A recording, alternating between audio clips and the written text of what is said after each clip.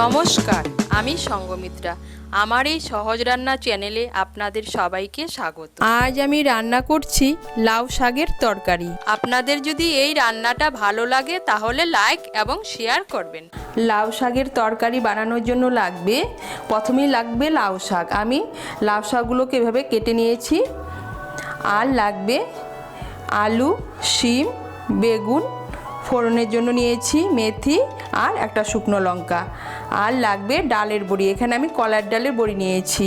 লাগবে হলুদ গুঁড়ো, নুন আর কাঁচা লঙ্কা। রান্নাটা আমি সাদা তেলে করছি, তাই প্রথমে কড়াইতে আমি সাদা তেল দিয়ে দিয়েছি। এর মধ্যে আমি বড়িগুলো ভেজে নেব।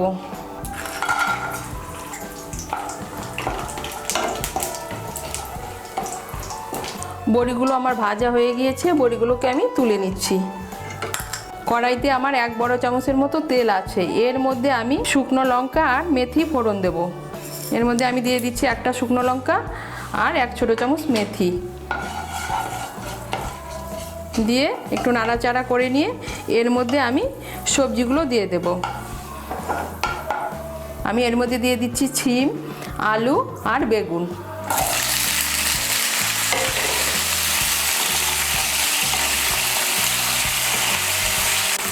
শিম আলুগুলোকে তেলের সঙ্গে মিশিয়ে নিয়ে হালকা একটু ভেজে নেব। শিম, আলু আর বেগুনকে হালকা একটু ভেজে নিয়েছি। এখন এর মধ্যে আমি দিয়ে দেব লাউ শাক।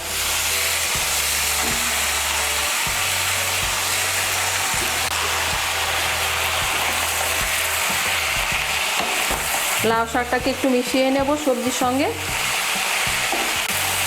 মিশিয়ে নিয়ে আঁচটাকে মিডিয়াম করে আমি 2-3 মিনিটের জন্য ঢেকে দেব।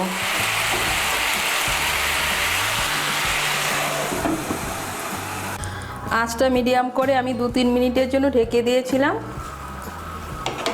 এই দেখুন শাকটা আমার অনেকটা মজে গিয়েছে। এখন আঁচটা বাড়িয়ে দেব। বাড়িয়ে দিয়ে এর মধ্যে আমি কাঁচা লঙ্কা আর স্বাদ মতো নুন দিয়ে দেব।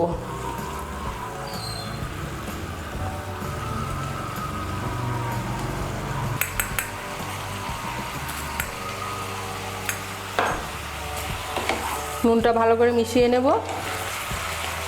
নুনটা মিশিয়ে নিয়েছি। এখন এর মধ্যে দিয়ে দেব হলুদ গুঁড়ো। আমি 1/2 ছোট চামচ হলুদের গুঁড়ো দিচ্ছি।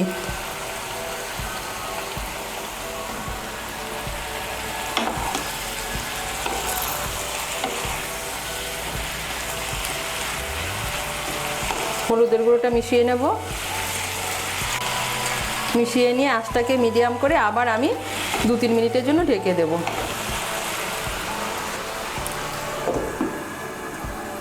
আঁচটা মিডিয়াম করে আবার আমি 2-3 মিনিটের জন্য ঢেকে দিয়েছিলাম। এই দেখুন সবজিটা আমার সেদ্ধ হয়ে গিয়েছে আর একদম মজে গিয়েছে। আর শাকের থেকে যে জলটা উঠেছিল জলটাও শুকিয়ে গিয়েছে। এখন হালকা একটু নাড়াচাড়া করে নিয়ে এর মধ্যে আমি ভেজে রাখা বড়িগুলো দিয়ে দেব।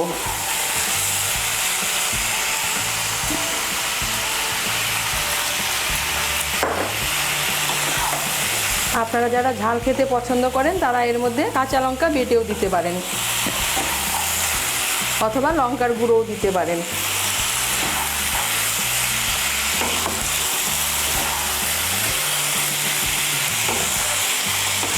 আঁচটা বাড়িয়ে দিয়ে একটু নাড়াচাড়া করে নিয়ে এর মধ্যে আমি দিয়ে দেব গরম জল।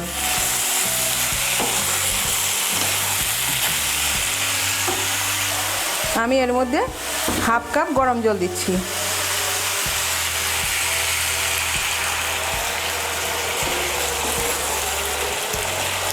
আর আপনারা যারা মিষ্টি খেতে পছন্দ করেন তারা এর মধ্যে সামান্য একটু মিষ্টি দিতে পারেন।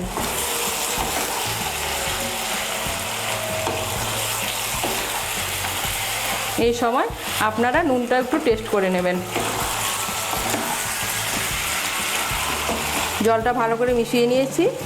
এখন আঁচটাকে মিডিয়াম করে আবার আমি 2-3 মিনিটের জন্য ঢেকে দেব।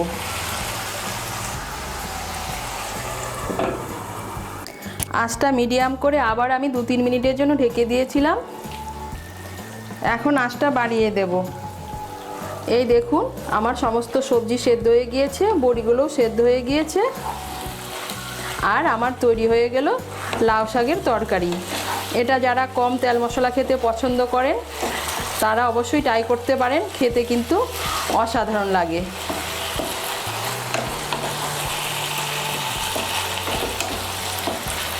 তৈরি হয়ে গেল আমার লাউ শাকের তরকারি।